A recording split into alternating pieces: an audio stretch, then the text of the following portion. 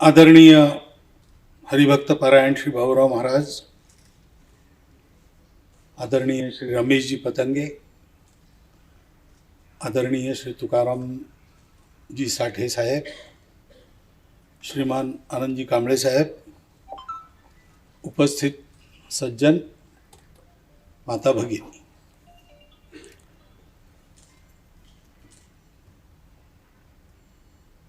या कार्यक्रमाच्या निमित्ताने अण्णाभाऊ साठेंच्या उत्तुंग व्यक्तित्वाचा परिचय मला झाला. ऐकून नाव सगळ्यांना माहीत असतं. त्यांची प्रतिभा तशी मोठी होती, महाराष्ट्रभर गाजणारं नाव होतं. सामाजिक न्यायाच्या लढ्यात त्यांनी पुष्कळ काही काही केलं आहे असं वरवरची माहिती, पण ते प्रत्यक्ष काय होते, कसे होते, या कार्यक्रमात येण्यापूर्वी त्याचं अध्ययनही जेवढं माझ्या सीमित वेळात मला करता येईल तेवढं करता आलं. आणि विवेकच्या या अंकाच्या निमित्ताने त्याचा एक समग्र परिचय सुद्धा मला आला. हा सुवर्णयोग माझ्या आयुष्यात आणून दिल्याबद्दल मी MGD संस्थेचं किंवा MGD मंचाचा मनापासून त्यांना धन्यवाद देतो. आणि विवेक साप्ताहिकाला सुद्धा धन्यवाद देतो. आजच्या संदर्भात अण्णाभाऊंच्या कार्याचं मूल्यमापन वगैरे असे शब्द आहेत. आजच्या संदर्भात जे चरित्र लोकांच्या पुढे यायला पाहिजे, जो विचार नीट स्वरूपात लोकांपुढे यायला पाहिजे, तो विवेकच्या या प्रकाशनामुळे आलेला आहे. कारण अवघ्या 49 वर्षाच्या, 49ही पूर्ण नव्हते झाले, तेवढ्या आयुष्यात इतकं सगळं जगणं आणि इतकं सगळं सांगणं हे त्यांनी केलं. आणि त्यांनी काय केलं, किती केलं, जगात केलं की घरात केलं, किंवा ते आमचे होते की कुणाचे होते, ते कोणत्या विचारधारेचे होते, या गोष्टी प्रत्येकाच्या वेगवेगळ्या असतात. त्याच्यात काही आपल्या करण्याचा भाग असतो, काही आपल्याला मिळालेल्या परिस्थितीचा भाग असतो, काही योगायोग सुद्धा असतात. परंतु हे करणारा मनुष्य काय होता, कसा होता आणि का करत होता, ही सगळ्यात महत्त्वाची गोष्ट असते. आणि त्याच्यामुळे त्या दृष्टीने जर अण्णाभाऊ साठे यांच्या जीवनाचं अध्ययन केलं तर लक्षात येतं, पहिली गोष्ट की प्रामाणिकता.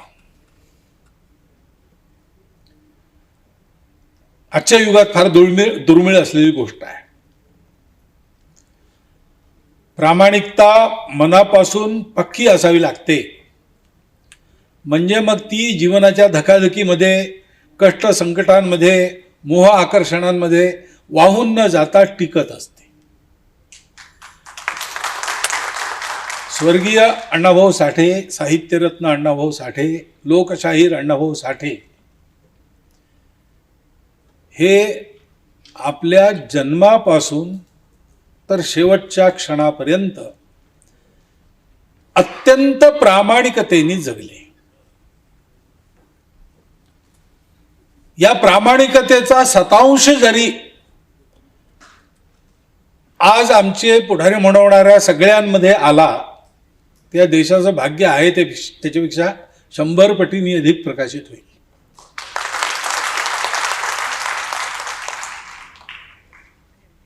ते स्वतःशी प्रामाणिक राहिले,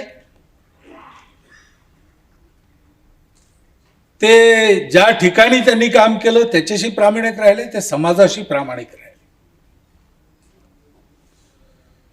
या प्रामाणिकतेच्या जोडीला मला वाटतं त्यांचा जो कळवळ आहे तो जन्मजात असला पाहिजे. तो काही हळूहळू विकसित झाला असं नाही आहे. एक तर प्रचंड दुःख त्यांनी आयुष्यभर भोगलं आहे. एक व्यक्ती म्हणून सामाजिक जीवनापासून कौटुंबिक जीवनापर्यंत सुखाचे क्षण त्यांच्या वाट्याला फार थोडे आले असतील. पुष्कळसे दुःखाचे क्षण सुद्धा त्यांनी आपल्या उत्साही वीरवृत्तीने गोड करून घेतले असतील. परंतु लौकिक दृष्टीने आपण पाहतो तर त्यांचं जीवन हे अपमानात अभावातच जास्त गेलं आहे. आणि असं जेव्हा होतं तेव्हा मनुष्य हा कडवट बनतो, पण ते कडवट झाले नाहीत. तर हे दुःखाचं दर्शन त्यांच्या मनामध्ये करुणा उत्पन्न करून गेलं, कळवळा उत्पन्न करून गेलं. आणि आपलं दुःख झाकून ठेवून समाजाचं दुःख दूर व्हावं याकरता आजीवन त्यांनी प्रयास केले. थोर माणसाची ही निशाणी असते. कदाचित दैव, प्रकृती, ईश्वर जी काही आपली श्रद्धा असेल त्यानुसार म्हणा, जगाचं दुःख दूर करायचं अंशतः काम सुद्धा ज्यांच्याकडून करून घ्यायचं असतं त्यांना प्रत्यक्षात त्या दुःखाचा परिचय व्हावा अशी नशिबाची योजना असते की काय माहीत नाही. परंतु असं करणारे लोक हे आपलं दुःख पचवून जगाचं दुःख दूर करायचे प्रयत्न करतात. हे त्या महात्म्यांचं मुख्य लक्षण हे अण्णाभाऊंच्या ठिकाणी होतं. आणि अगदी किशोरवयापासूनच ते न्यायाच्या बाजूला उभे राहिले, सत्याच्या बाजूला उभे राहिले.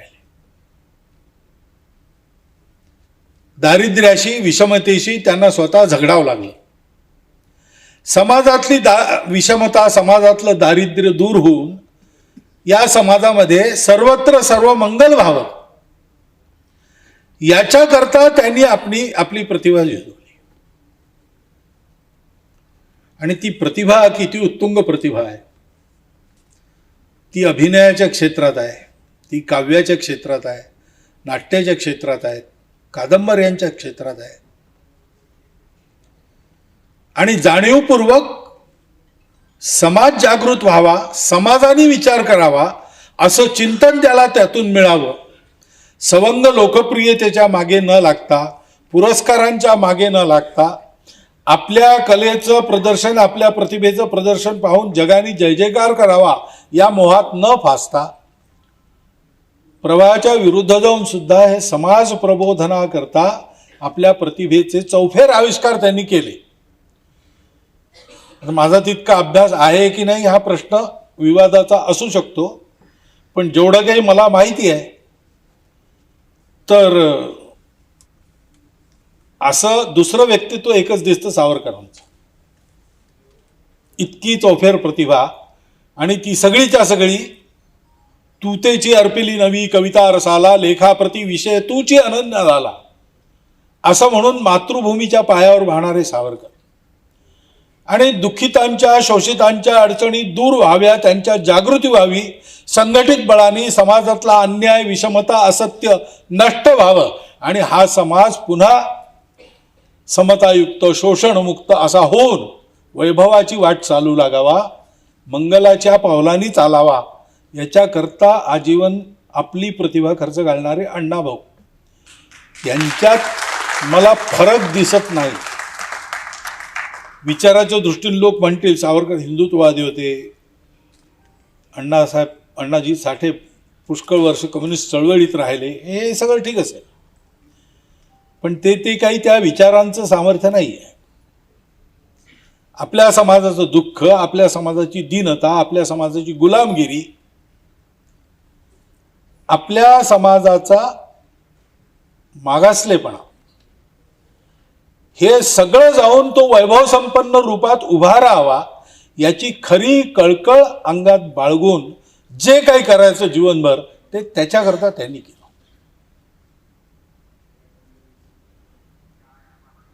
आणि हे सगळं करत असताना अखंड परिश्रम केले. म्हणजे असं जीवन जर एखाद्याला मिळालं तर तो काही समाजाचा कार्यकर्ता होईल अशी शक्यता सामान्य बुद्धीला तर दिसतच नाही. कठीण गोष्ट आहे. हलाहल पिऊन लोकांमध्ये शांती उत्पन्न करणाऱ्या शंकराची ही परंपरा आहे की वाट्याला येणारं दारिद्र्याचं दुःख, समाजातून होणारे विषमतेचे प्रहार त्याचं दुःख, हे सगळं बाळगून सुद्धा जीवनभर स्वतःसाठी काही नाही, दुःखितांसाठी सर्व काही, असं व्रतस्थ जीवन जगणारे स्वर्गीय अण्णाभाऊ साठे होते. आणि त्यांच्या कादंबऱ्या सगळ्यांना माहिती आहेत. त्यांच्या कादंबऱ्यांवर निघाले चित्रपट माझ्या पिढीच्या तो पुष्कळ लोकांनी पाहिलेले आहेत. त्यांची कवनं ऐकणारे पुष्कळ लोक आज असतील. 40 वर्ष झाली त्याला सुद्धा, पण असतील. संग्रह असतील, ते वाचायला मिळतील.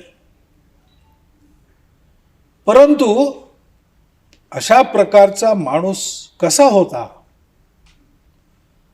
ते माहीत नसेल. अण्णाभाऊंचा जितका व्हायला पाहिजे परिचय, तितका परिचय महाराष्ट्रात सुद्धा नाही. आणि विशेषतः आपल्या देशामध्ये सगळ्या तरुण पिढीसमोर अशा जीवनाचा परिचय हा प्रामुख्याने आला पाहिजे, अशी आजची गरज आहे. आणि म्हणून हा मला फार आनंद वाटतो की असं एक चरित्र विवेकच्या माध्यमातून आपल्या सर्वांच्या सहयोगाने समाजाकरता सगळ्यांसमोर येत आहे. मातंग समाजातून आले असल्यामुळे आपल्याकरता हा गौरव आहेच. पण या देशाचा राष्ट्रीय विचार करणाऱ्या प्रत्येक व्यक्तीकरता कंटकाकीर्ण मार्गावरचा दीपस्तंभ म्हणून अण्णाभाऊंचं स्थान हे अटळ आहे. त्यांचं हे स्थान कोणी नाकारूच शकत नाही. असं जीवन त्यांचं होतं. हे काही कोणाही द्यावं लागत नाही पद, हे आपल्या कर्तृत्वाने मिळवावं लागतं. आणि ते कर्तृत्व मी हे पद मिळवेन असा अहंकार त्याच्या पाठीमागे असला तर मिळत नाही. पण एक सहज असते कळवळ्याची जाती, असं म्हणतात ना, लाभाविण करी प्रीती. जे आपले आहेत, आपलेपणापोटी त्यांचं दुःख दूर करायला मनुष्य प्रयत्न करतो. तितक्या सहजतेने अण्णाभाऊने हे सगळं केलेलं. त्यात त्यांनी काही फार मोठं केलं असा अहंकार त्यांच्या जीवनात कुठेही दिसत नाही, लेखनात, प्रतिभेत कुठेही दिसत नाही. ही फार मोठी गोष्ट आहे. म्हणजे एक आध्यात्मिक जीवन जगून त्यांनी दाखवलं, ते समाजकारणी लावून दाखवलं.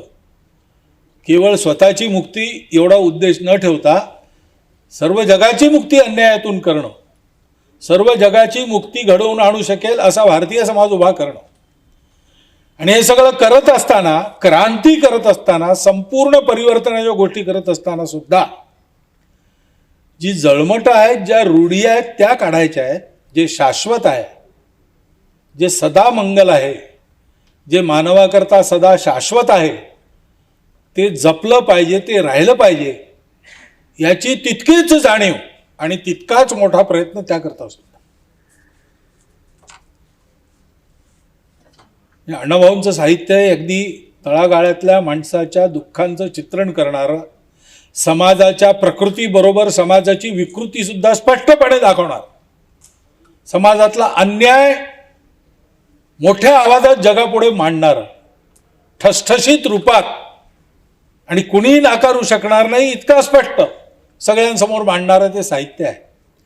परंतु त्याच्यात कुठेही समाजातल्या संबंधांना तडे जाईल असं काही नाही.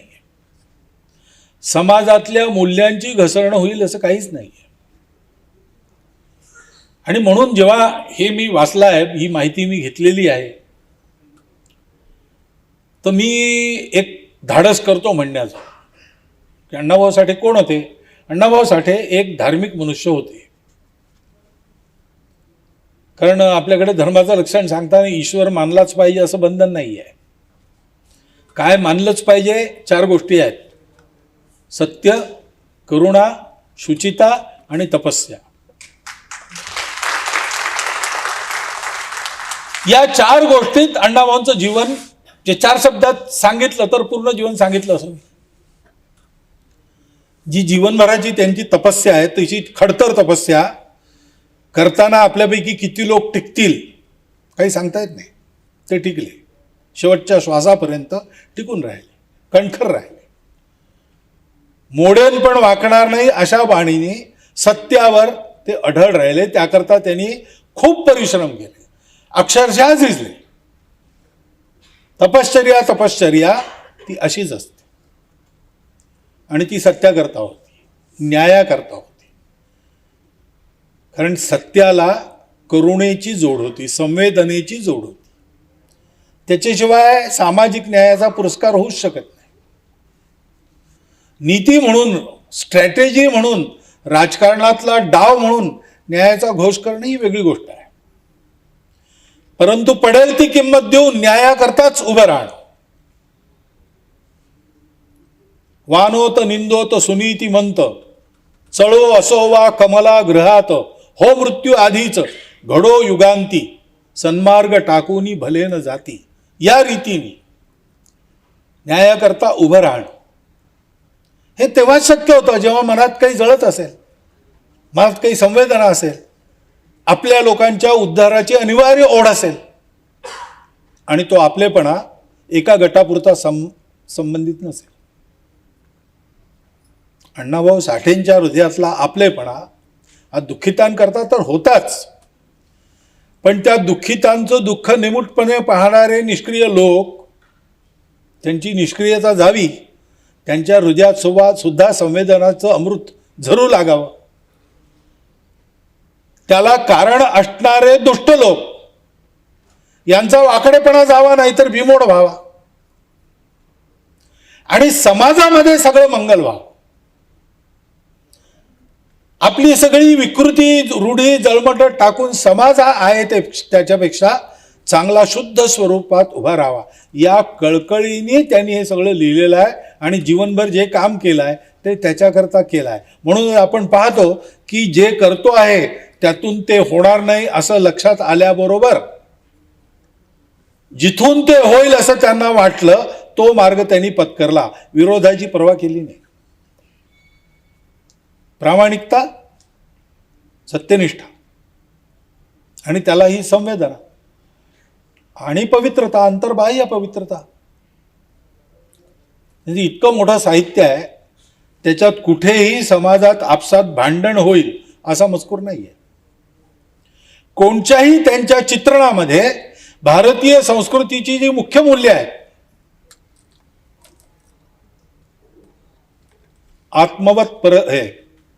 मातृवत परदारेषु परद्रव्येषु लोष्ठवत आत्मवत सर्वभूतेषु, हिंदू समाजाची संस्कृती, भारतीय संस्कृती या एका श्लोकात पूर्ण कळते. महिला माते समान आहे, महिलाकडे आपली पाहायची दृष्टी मातृदृष्टी आहे. कुठेही त्याचं वेडं वाकडं चित्रण दिसत नाही. या मूल्यांचा परिपोष व्हावा असंच सगळं त्यांचं लेखन आहे. परद्रव्येषु लोष्ठवत, त्यांची पात्र क्रांती करतात. अन्यायाने मिळवलेलं राज्यकर्त्यांचं धन किंवा सावकारांचं धन लुबाडतात, पण ते स्वतःकरता ठेवत नाहीत. ते स्वतः असं जगले, त्यांची पात्रही अशीच जगली. ती धनवान होण्याकरता दरोडे घालत नव्हते, ते अन्याय दूर करण्याकरता शस्त्राचार करत होते.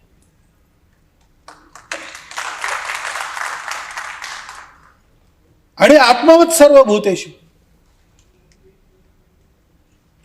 हे सगळ्या आपल्या समाजातल्या दुःखित लोकांचं दुःख त्यांनी समोर आणलेलं आहे, उघड्यावर मांडलेलं आहे, इतक्या प्रभावीपणे मांडलेलं आहे की ते नुसतं शब्दचित्र पाहून वाचून ती धग आपल्या हृदयाला लागावी आणि आपणही कार्यप्रवृत्त व्हावं. असं आपल्या शब्दातून मांडणारा, आपल्या चारित्र्याने जगणारा आणि आपल्या वाणीतून बोलणारा, मन वचन कर्मानी धर्माची 4 शाश्वत तत्व, ज्याच्यावर सगळ्या धर्माचा डोलार आहे आणि धर्माचं सगळं कर्म हे याच्यावर आधारित असेल तर ते धार्मिक आहे, नाही तर ते अधार्मिक आहे, सोडलं पाहिजे. अशा त्या 4 तत्वांचं शाश्वत दर्शन आपल्या लेखनातून आणि जीवनातून सारख्याच रीतीने घडवणारा एक महापुरुष असं अण्णांचं मूल्यमापन माझ्या दृष्टीतून मी करतो. तुम्ही काय विचार करायचा तुम्ही करा. मी जे ऐकलं वाचलं त्याच्यावरून मला असं वाटतं. आणि हे जे ऐकणं वाचणं आहे हे कशामुळे घडलं, एक तर तुम्ही हा कार्यक्रम ठेवला म्हणून, आणि त्यावेळेला विवेकचा हा अंक 5 एप्रिलला माझ्या हाती नव्हता, तो इथे आल्यावरच मिळणार होता. पण आता तो कदाचित इतका वेळ मिळाल्यामुळे आणखी नीट झाला असेल, तो अंकही हाती पडला. या अंकामध्ये अण्णांचं हे समग्र जीवन मांडलेलं आहे,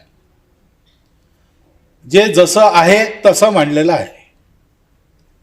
कुठे कुठे त्यांचे कसे संबंध आले, कुठे कुठे त्यांनी कसं काम केलं, काय बोलले, काय लिहिलं, त्याच्याबद्दल त्यांच्या समकालीनांना काय वाटतं, नात्यातल्या लोकांना काय वाटतं, समाजातल्या प्रतिभावंतांना काय वाटतं, समीक्षकांना काय वाटतं, असं सगळं समग्र दर्शन एका छोट्याशा ग्रंथात त्यांनी घडवण्याचा यशस्वी प्रयत्न केला आहे. पण अण्णाभाऊ साठेंचं कर्तृत्व, त्यांचं जीवन हे एका ग्रंथात मावण्या इतकं छोटं नाही आहे. त्याच्यामुळे हे आणखी समोर असं आलं पाहिजे. या ग्रंथावरून प्रेरणा घेऊन आपण सगळ्यांनी वाचावा आणि त्यांची ही शाश्वत जीवनाची जी बैठक होती, सत्याची, करुणेची, शुचितेची आणि तपस्येची, ती समाजापुढे नीट रीतीने यावी याकरता आणखीनही लिहावं, बोलावं, समोर आणावं लोकांच्या, याची आवश्यकता आहे.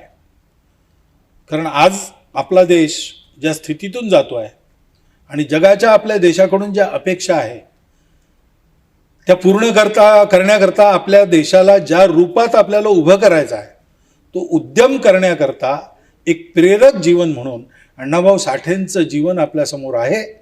आपण स्वतः आपल्या समाजाचं काम करताना त्याची प्रेरणा घ्यावी. आपलेपणातून, संघटनेतून, निस्वार्थ बुद्धीने स्वतःसाठी काही नाही, दुःखितांसाठी सर्व काही, असा मंत्र मनात घेऊन जे ते जीवन जगले तपस्येचं, आणि कितीही संकट आली आणि ठोकरा लागल्या तरी धीर न सोडता वीरवृत्तीने सतत पुढे पाऊल टाकायचा प्रयत्न करत राहिले. आणि एका अर्थाने त्यांच्या जीवनात त्यांना पाहता नाही आलं तरी पुढे पाहता येईल, पण ते यशस्वी झाले. कारण या रस्त्यावर, या जगन्नाथाच्या रथाची गाडी त्यांनी सदा करता पुढे लावली.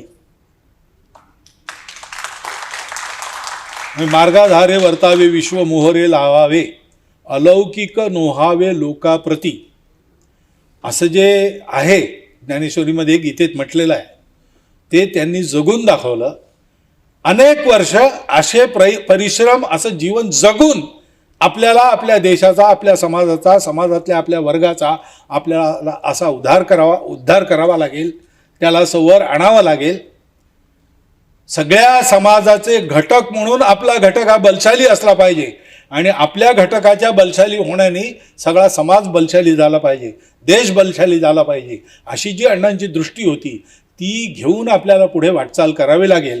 या दृष्टीने मला हे जसं एक पाथेय मिळालं या कार्यक्रमाच्या रूपाने, तसंच तुम्हीही ते ग्रहण करावं आणि पुढे जावं, अशी एकाच वेळेला विनंती आणि शुभकामना तुम्हाला देऊन माझे हे 4 शब्द पुन्हा एकदा धन्यवाद असाही पूर्ण करतो.